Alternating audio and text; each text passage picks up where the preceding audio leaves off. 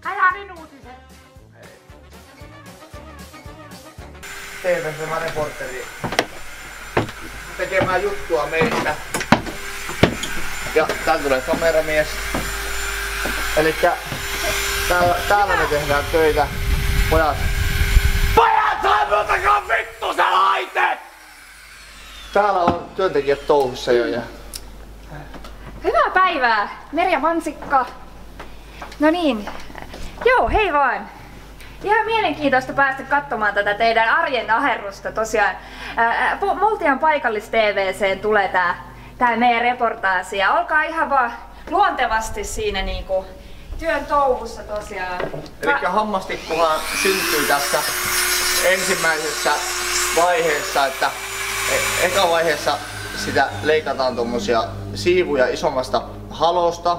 Aivan. Jonka jälkeen tässä meillä justiinsa Martti tekee näitä, niin hio tikut valmiiseen muotoon.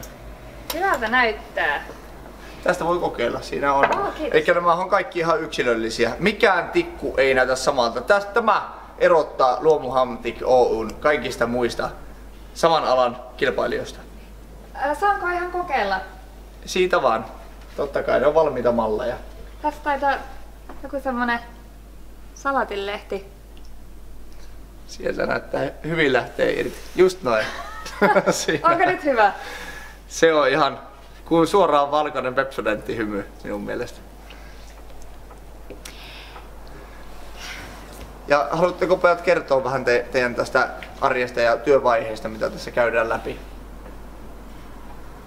No, kesätöistähän tää lähti. Tässä opiskelen nyt sitten työn ohessa tässä yrityksessä. Olen tykännyt. Hienoa. Oliko vaikea aloittaa tosiaan? Oliko haastavaa päästä tähän tikun tekemiseen? Kyllä sä nyt varmasti näet, että ei tää nyt ihan niin kuin ekana kesänä ihan niin vaan onnistu. Koetapa itse, jos et usko. Niin. No tässä voi reporterikin tietysti kokeilla, että millä tavalla tää tikku... Ei. Niin. Liian vaarallista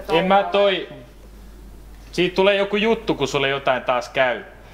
Anna nyt vaan olla kuule. Niin, sitä tikulla silmää, joka vanhoja muistelee. Niin, niitä on kuule tikkuja ristissä.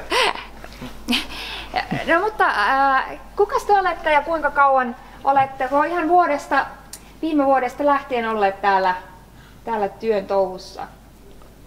Olen Martti ja minä teen tikkuja. Niin. Martti on meidän firman paras tikkumies. Martti on ollut, minä otin oikeastaan Martin jo pienempänä poikana tänne töihin ja minä totesin, että jos ei tikku Martin kädessä niin onnistu, niin emme kyllä toistakaan työntekijää sen tilalle oteta. Teen tikkuja. Mainio ammatti. Kyllä minulla on ihan semmoinen olo, että se on hieno juttu, että Multialle ollaan saatu tällainen uusi kasvuyritys sen paperitehtaan tilalle. Niin, Puutahan kuitenkin riittää. Puuta riittää aina.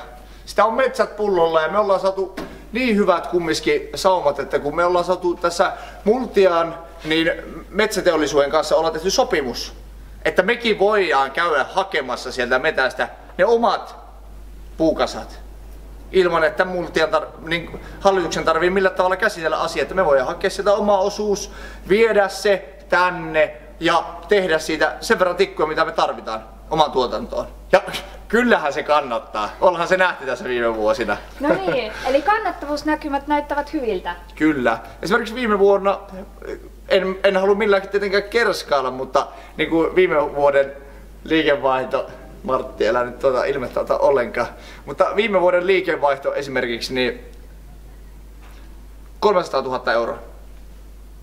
300 000 euroa oli viime vuoden liikevaihto meille. Se kuulostaa hyvältä. Se on melko hyvä.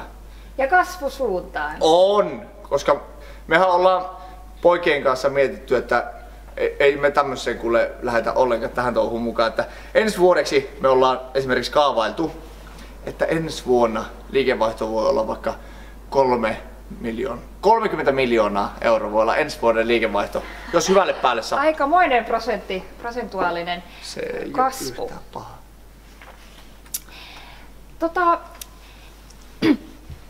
Nyt voisin ihan istahtaa tähän ja katsoa, että minkälainen tämä teidän niin kuin arkinen aamu tässä olisi.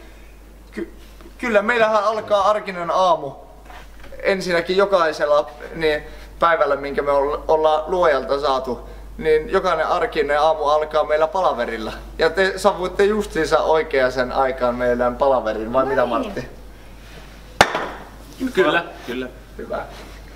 Nyt multialaiset siellä silmät tarkkana ja katsellaan aitoa Hamtik Oyn aamupalaveria. Istahdan tähän ihan niin kuin olisin yksi työntekijöistä. Näin. Ja poikki. Mun pitää hakea